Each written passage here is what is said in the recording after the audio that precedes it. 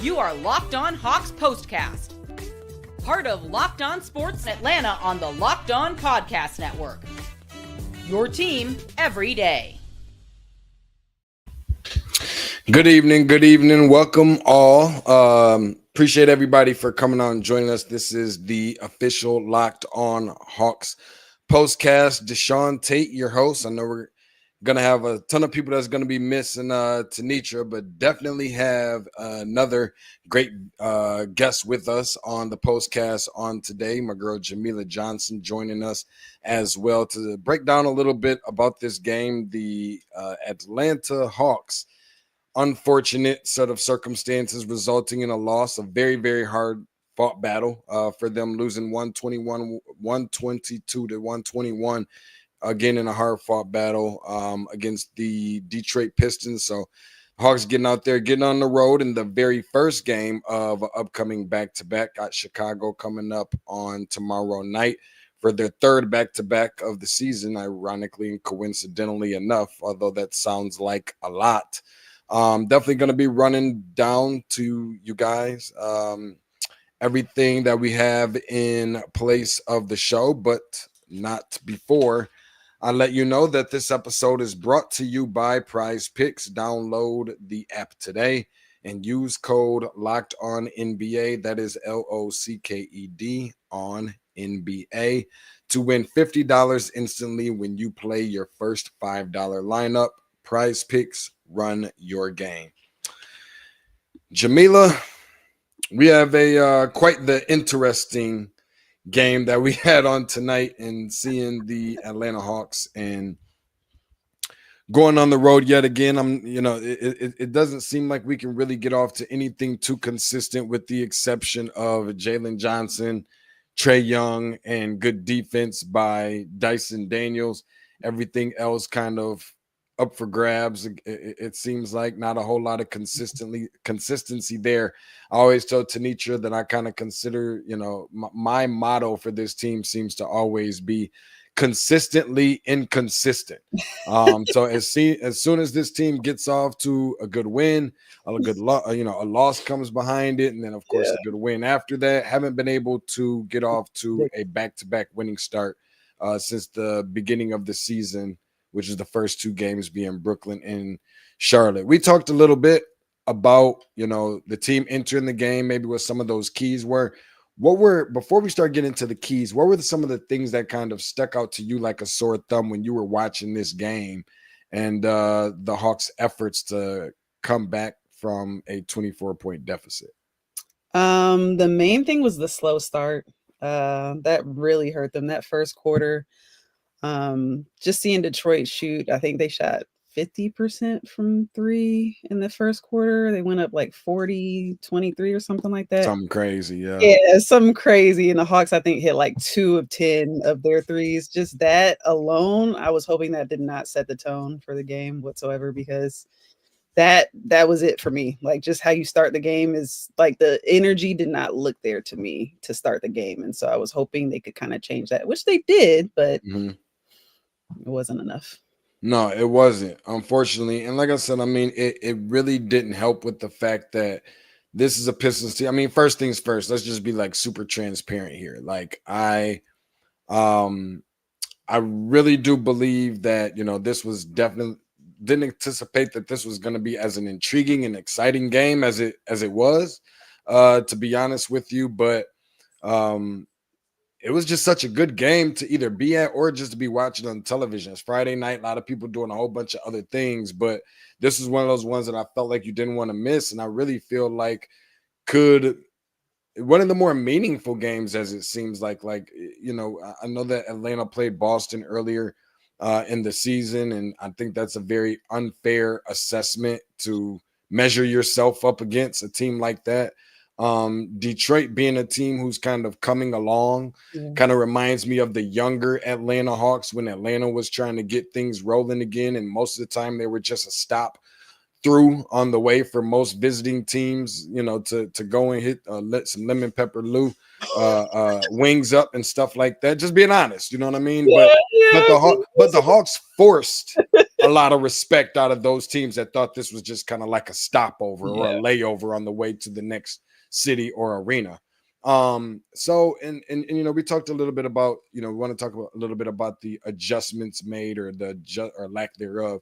Some of the ones that it seems like there were not enough of them made. Where does that really sit with you in terms of when you think about the adjustments that were not made? Because for me, I just think that they were never able to get the stops first and foremost. I think that Cade Cunningham had 10 assists or 9 or 10 assists before Yeah. he even scored a basket, which Yeah. was already more than enough for me. And 8 different players had scored before he had even scored. I don't think that Yeah.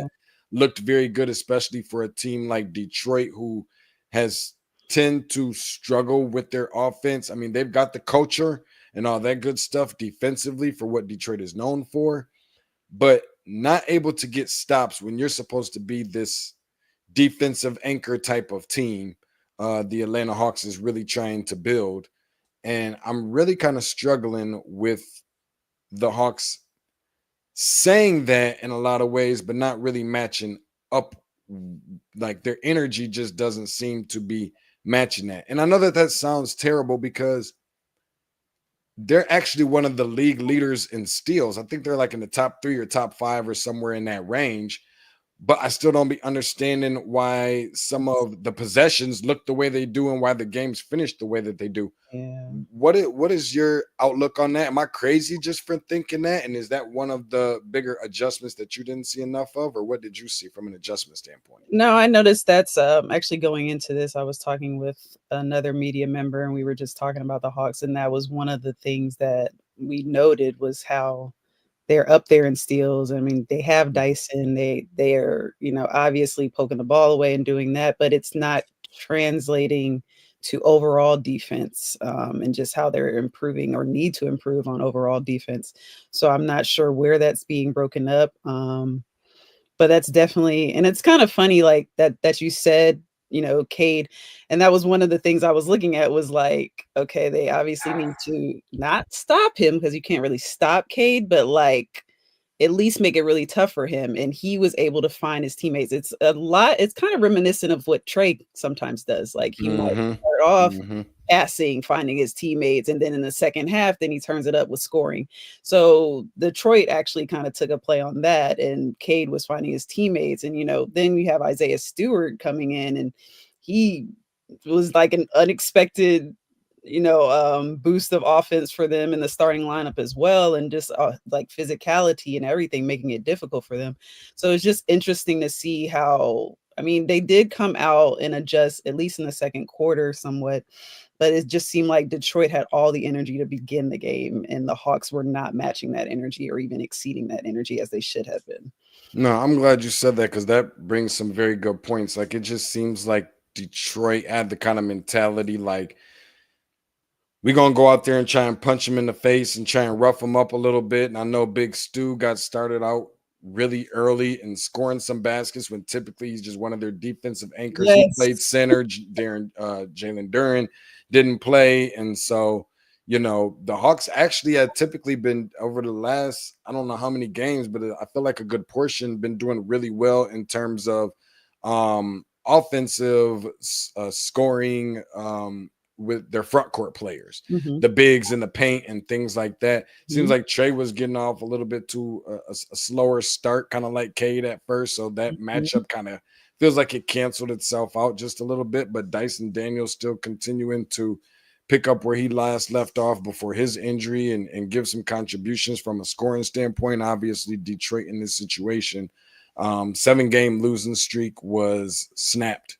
Atlanta had won 7 of those games. And moving forward, when I asked you about some of the, I guess, the keys to victory, one of them definitely talking about making it really tough on Cade Cunningham, in which he made it look really, really easy. So I know that kind of appears like it negated that a little bit, but Ivy was definitely looking pretty good, athletically right out the gate. And then Tobias Harris, Tobias Harris points and like he looks like and the Hawks kind of made him look like not a totally different player. I know. Than we're used to. Yep. But I will say that he he he he he kind of looked like the old Detroit Pistons player that he once looked like before he got traded to Philadelphia. Yeah. Yeah, that I mean, and that's funny because as the game progressed from the very first quarter, I was like, dang, I forgot about Tobias Harris. Like I knew he's been playing pretty well with Detroit this season so far, but like the way he was playing to start this game, it seemed like also the Hawks kind of forgot about him too. Like it just seemed like he was doing that well on offense. He was hitting all types of shots. He seemed kind of all over the place. So he was really good for them, especially to begin the game and to end the game, actually. Now that I think about it.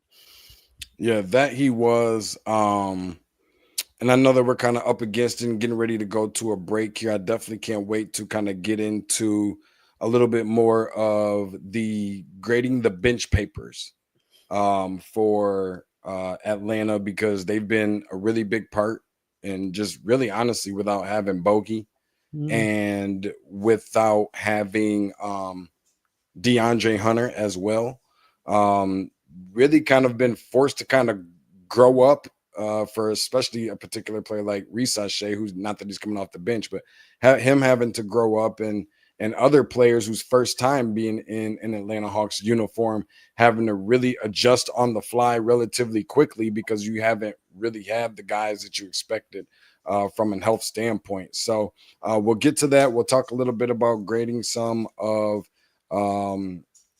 some of the players that were coming off the bench right here on the other side of the break, and we'll be right back.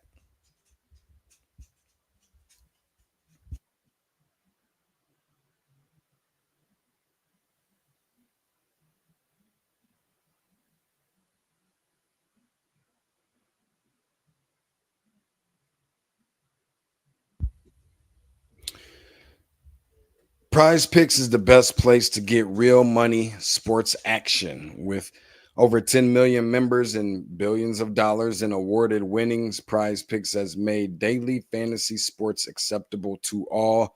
You just pick more or less on at least two players for a shot to win for up to 100 times your cash. Run your game all season long on Prize Picks. So not only can you now win with up to 100 times your money on Prize Picks with as little as 4 picks, correct picks, excuse me. But Prize Picks is also the best way to get your action on sports in over 30 states, including California, Florida, Georgia, of course, here where we are, and Texas. Prize Picks is the only real money daily fantasy platform with an injury insurance policy so that your lineups stay in play even if one of your players get injured. If a player leaves in the first half and doesn't return, Prize Picks keeps your lineup alive. So be sure to go and check out be sure to go ahead and do the right thing. Check in with us with Prize Picks, and remember that you can always win $50 instantly when you play your first $5 lineup. Prize Picks, run your game. And of course, back to let you guys know that if you're tired of waking up extra early every Sunday morning, trying to figure out how and where to place your bet, how about the delayed text message replies from your own personal bookie that conveniently, whenever it's time to cash out on that bet, or even searching for a home to place your money lines, your spreads, and over unders on Thursdays or Sundays, perhaps even for the big one on the Monday nights for that Monday football game that caps off the week. Never fear, the solution is here. Get ready to tackle the NFL action with FanDuel, America's #1 sports book. Because right now, new customers can bet $5 and get $150 in bonus bets if you win. The FanDuel Sportsbook app gives you everything that you need to place live bets on the NFL all in one place. So when you get a hunch in the middle of the game, you can check out the latest stats, view live play-by-play, and so much more on the same page where you place your bets. Just visit FanDuel.com to join today. You'll get started with $150 in bonus bets if you win your first $5 bet. That's FanDuel.com.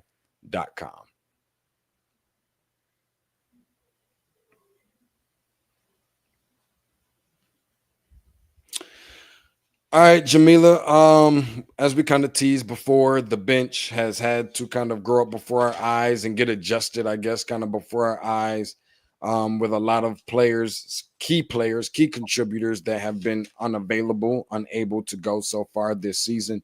I think it's been clearly documented on a lot of the ways that I've been feeling about DeAndre Hunter being in the starting lineup, the guy that you moved up to go and get, up at number 4 in the draft, and then putting him beside a Reddish who you got rid of. I understand why, and then putting him beside a Kevin Huerter, who you end up moving out of town, goes to Sacramento, but he's the one that you keep.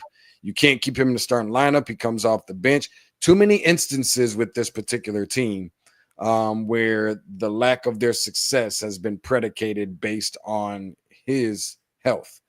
So now you have other guys that got to come in and kind of clean it all up on partially on his behalf, right? I give Bogey, of course, the excuse. I preface it by saying that because he played, so much basketball over the summer and what have you. But what grades do you give her, or whether it be just for this bench entirely, or whether it be for particular players that came off the bench on tonight, because they have had to really be a big consistent piece. And I would imagine something that they didn't anticipate seeing this much action and providing this much contribution coming into the season. Now we're 10 games in. Yeah. So I hope this is I don't know. I feel like I'm pretty easygoing when it comes to scoring. Mm-hmm. But I'm gonna give them for tonight. I'm gonna give them a B. I'm leaning towards a B plus only because of Larry Nance Jr. and how he contributed. But the first half they were kind of quiet. They really weren't doing too much. Needed a little bit more out of them, especially on the offensive end. But in that second half, especially late towards the end of the game, I feel like they did their thing. Like I feel like, Larry Nance Jr. obviously, even Garrison, I think in that third, I can't remember, it was the third quarter where he scored, he hit those shots. I think he has 6 points or something like that. Mm-hmm. So because of that, I'm gonna lean towards like a B plus, maybe a B overall for the game. But I think as far as adjusting in the game, and even giving a nod to Quinn for putting Larry Nance Jr. in there, Mm-hmm. having him just, I don't know if he could tell or if whatever was happening, but he was able to kind of make that adjustment that added to the Hawks offense, and especially was what they needed. Yeah, I feel like I'm somewhere right around that same range, about as a B plus, B minus for me probably. And that's only really because, so I didn't see what I feel like I needed to see out of David Roddy on tonight. And I get it, some of these guys aren't going to be the most consistent guys. Sometimes it's going to be him. Sometimes it's going to be Larry Nance. There's going to be instances, I think, where did Garrison go off for somewhere like 23 the other night or something like that about a week ago? I know that sounds really crazy. I don't know if I was dreaming or not, but it was like one of those. And I mean, Keaton Wallace has even been playing really well in a third string point guard type of role. Yeah. So I do want to, be fair about, being realistic about the players that we're talking about putting out there. Yeah. The talent within those players, how much time those guys have had to play this many minutes and develop and establish chemistry amongst one another, like all of those things, and still been able to give you what they've given you. You got the 13 points without missing a shot from Nance. I'll be honest with you. I think Double O got about 70 million or something like that a few weeks ago, probably a couple months ago, whatever the case may be. I'm not really in love with what I've been seeing from Double O. I feel like there's been way too much conversation about him being a potential starter, and that job for him is there for the taking to be a starter over Clint. Like, I feel like he kind of holds himself back in that situation.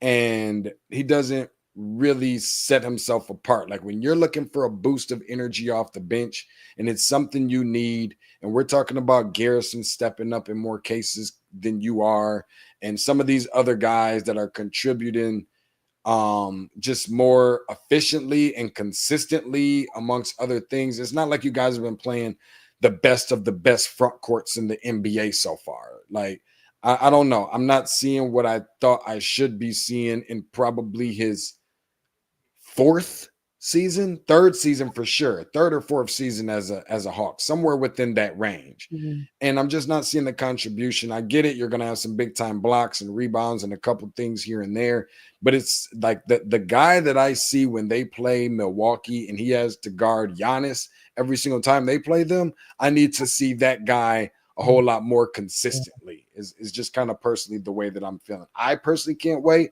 until we can get a chance to see Muhammad Gay be able to finally get on the floor, because that is a guy that I've, been waiting to see, because I really like him a lot. I've been watching him since his college days. So I'm realistically, within fairness, going to give them about a B minus. As much as I want to give them a C plus, I do really want to be fair. And it has been asking a lot of them, especially on these back-to-back nights. We've been talking about it and kind of want to get over to over to a couple of the comments from the comment section that we have. Appreciate Maz. Is it Maz or Maz? I'm going to go with Maz because with the N, it would be Nas. Typical Hawks loss after beating the Knicks a couple days ago. Hawks lost this game in the first quarter and giving up 40 points. And I know that that's a lot. And I think sometimes we have to realistically look at the fact of who these teams are playing. I mean, they were playing against the Detroit Pistons, for crying out loud.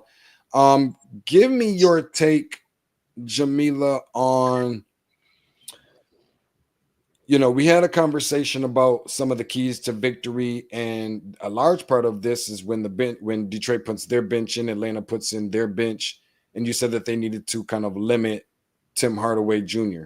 I know that he was a starter for tonight for Detroit, but they need to kind of do a couple little things so that he wouldn't be able to have good looks and things of that nature. How do you particularly think that they did specifically against a player like Tim Hardaway Jr. before we get to the next break? I actually think they did okay, actually, limiting Tim to me. It didn't seem like Tim was really getting his typical looks, his good looks. But it was more Jaden Ivy than anything. Like, he was shooting out there like he was Tim. So to me, that was more of and I feel like Ivy had a more consistent game throughout all four quarters, especially on the offensive end. So I think they did an okay job with limiting Tim. He didn't seem to get a lot of shots up. He didn't seem to get his typical looks. But that Ivy just took over for him, it seems like. Yeah, it does. And, he's definitely one of the pieces that I see from this team that, is going to need, a perimeter threat.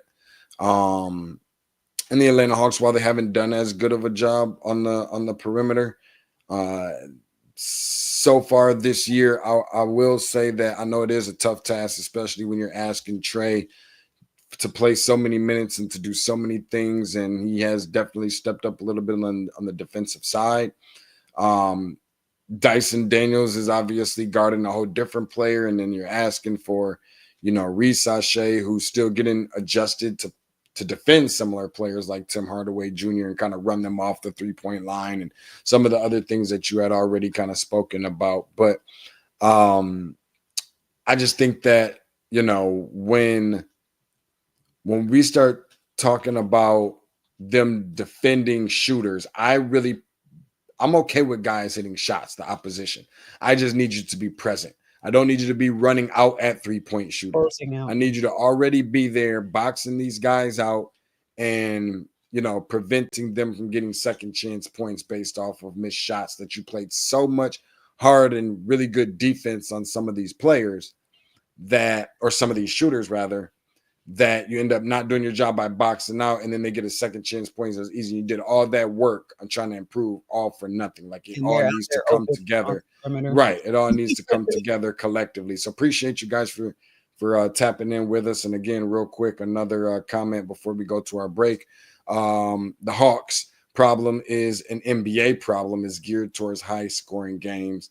Defenses can't check offensive players anymore. So that's a whole nother conversation, but I definitely agree with it in some ways. Respectfully disagree with it in other ways, but I definitely am. I'm definitely on board with some of this because I do see the direction that they want to go, and it's crazy to think that some of the worst scoring teams in the NBA end up averaging like somewhere around like over 110 points, which is absolutely crazy to me. It's starting to give that all-star game kind of feel to a degree with the way that they love offense, but offense is what sells, and that's just kind of what it is. So we're going to get ready to go to our very last break of the evening before on the other side we talk a little bit about what we want to see more, who we want to see more from, who those players are, what about the team do we want to see more, and kind of get in depth on some of that on the other side of the break.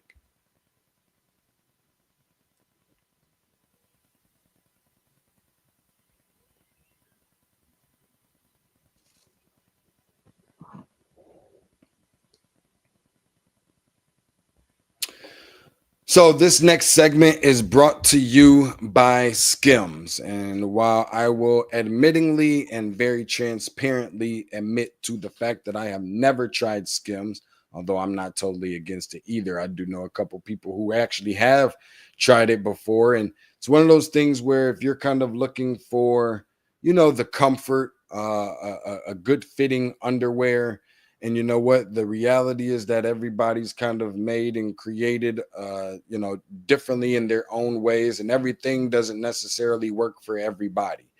But according to what I have been told, is that this is probably the closest thing that you can get to that when you're talking about comfort, and then just natural designs, including just comfortable and quality fabric. Skims is definitely the way to go. For men, for women, different options that you have available, boxer briefs, as well as cotton briefs, stretch briefs as well. So be sure to go and check that out. You can shop Skims Men's at skims.com. That is SKIMS.com.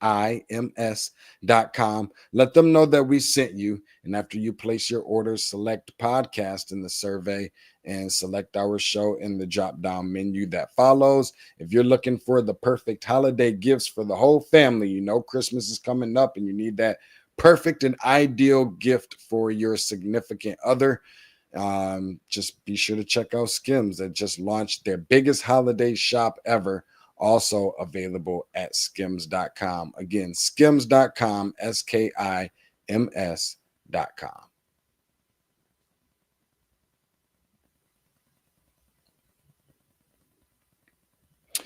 Jamila, I know we got the short dog segment here. One thing that we always want, and this is just people in life that I've noticed, we always want more. Something about wanting more all the time. I could tell you right now what I want to see more of is I want to see, and this is going to sound really crazy.